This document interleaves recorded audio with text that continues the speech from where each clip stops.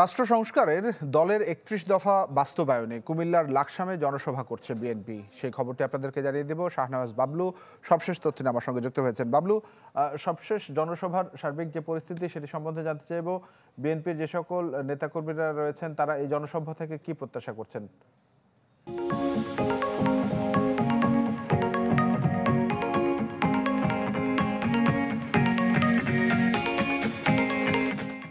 তানভীর, প্রায় দীর্ঘ এক যুগেরও বেশি সময় পর লাকসামে এই কুমিল্লার যে দক্ষিণাঞ্চল লাকসাম মনোনগর, সেখানে বিএনপির জনসমাবেশ চলছে।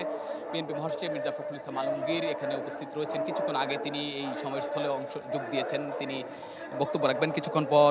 এখন কেন্দ্রীয় নেতা এবং স্থানীয় নেতাকর্মী যারা আছেন তারা বক্তব্য রাখছেন।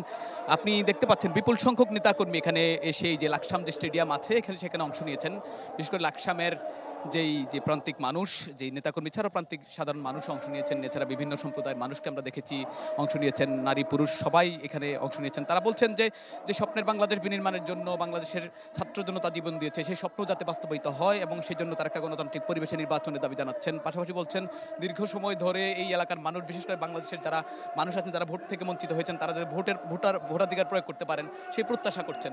আপনি জানেন বিএনপি যে দীর্ঘ 2 বছর আগে যে রাষ্ট্র সংস্কারের 31 দফা দিয়েছিল, সেই 31 দফা বাস্তবায়নের দাবিতে দীর্ঘ সময় ধরে বিএনপি কর্মশালা করছে এবং এই কর্মশালায় যে সকল নেতাকর্মীদের নিয়ে কর্মশালা করছিল তাদেরকে নির্দেশনা দেওয়া ছিল যে তারা যাতে প্রান্তিক পর্যায়ে এসে সাধারণ মানুষের কাছে দলের 31 দফা পৌঁছায় এবং মানুষকে বুঝায় যে বিএনপি রাষ্ট্র ক্ষমতায় গেলে কি করবে।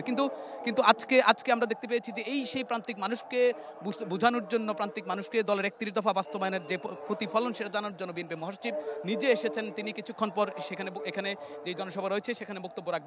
জনসমাবেশের মধ্য দিয়ে যে সাধারণ মানুষ আছেন এবং নেতাকর্মী যারা আছেন তিনি হয়তো আগামী নির্বাচন এবং দলের আগামীর কর্মকাণ্ড নিয়ে নতুন কোনো বার্তা দিবেন। তানভীর। জি বাবলু, ধন্যবাদ আপনাকে আমাদের সঙ্গে যুক্ত হওয়ার জন্য। শাহনওয়াজ বাবলু জানাচ্ছিলেন লাকসাম থেকে।